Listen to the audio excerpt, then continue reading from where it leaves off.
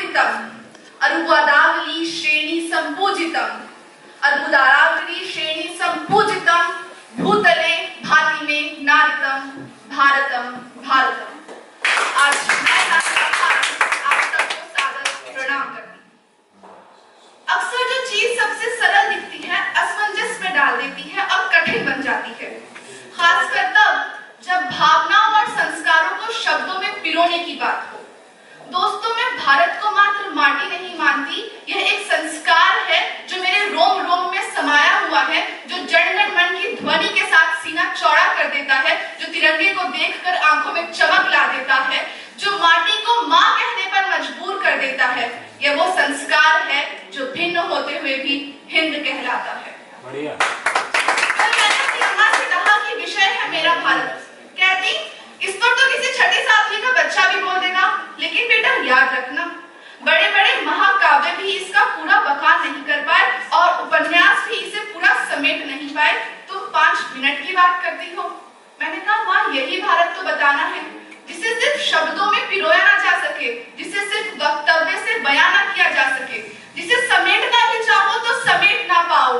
यही समझना तो मुश्किल है कि आर्यों से शुरू करूं या द्रविड़ों से, मुगलों पर खत्म करूं या अंग्रेजों पर, बात सतयुग के राम की करूं या कलयुग की, महाभारत, गीता और रामायण की करूं या कालिदास के महाकाव्यों की, कबीर और रहीम के दोहे पढ़ूं या टैगोर की गीतांजलि का बखान करूं, दशमलम के जन्मदाता की बात करूं या चांद पर पहुंच जाने की बात करूं, रानी लक्ष्मीबाई की बात करूं या सावित्रीबाई फुले की, बेगम हजरत महल की करूं या साक्षी मलिक की, किस क्रांतिकारी का नाम बताऊं, आजाद और भगत का या गांधी और नेहरू का, अंबेडकर से शुरू करूं या लोहिया पर खत्म करूं, हजारों साल पुरानी सभ्यता की बात करूं, रंगारंग संस्कृति की या गंगा जमुनी तहजीब की।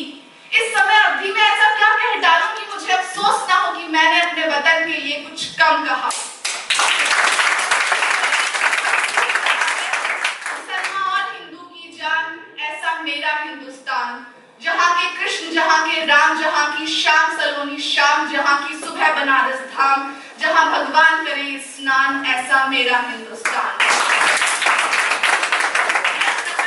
सोच रखने वाले व्यक्तियों में से नहीं हूं, पर हताशा होती है जब सुनती हूं आज की युवा पीढ़ी से कि इस देश का कुछ नहीं हो सकता। जब राजनीतिक परिप्रेक्ष्य में उन्हें इतना लीन देखती हूं कि वो राष्ट्रहित भूल जाते हैं, तब याद आती है अदम गोंडवी की कविता, जिसमें क्या है रूप तक सब कुछ खुलासा देखिए, आप भी इस भीड़ में घुसकर तमाशा देखिए, जो बदल सकती है इस दुनिया के मौसम का मिजाज, उस युवा पीढ़ी के चेहरे की हताशा देखिए। जो लोग भारत को निराशा की निगाहों से देखते हैं, मैं उसी भारत में संभावनाएं देखती हूँ। कुछ तो बात होगी मेरे भारत में, जो सिकंदर से अकबर तक यहाँ खींचे चले आए, जिसने बाहें फैलाकर सबका स्वागत किया, जिसने तुर्क, मंगोल, मुगल, अंग्रेज सबका शासन झेला और बहुत खूबसूरती से अपने अंदर संजो लिया। कुछ तो बात होगी मेरे भारत में कि दुनिया को तारों की भाषा सिखा डाली, कि शून्य में भी शून्य का महत्व बता दिया।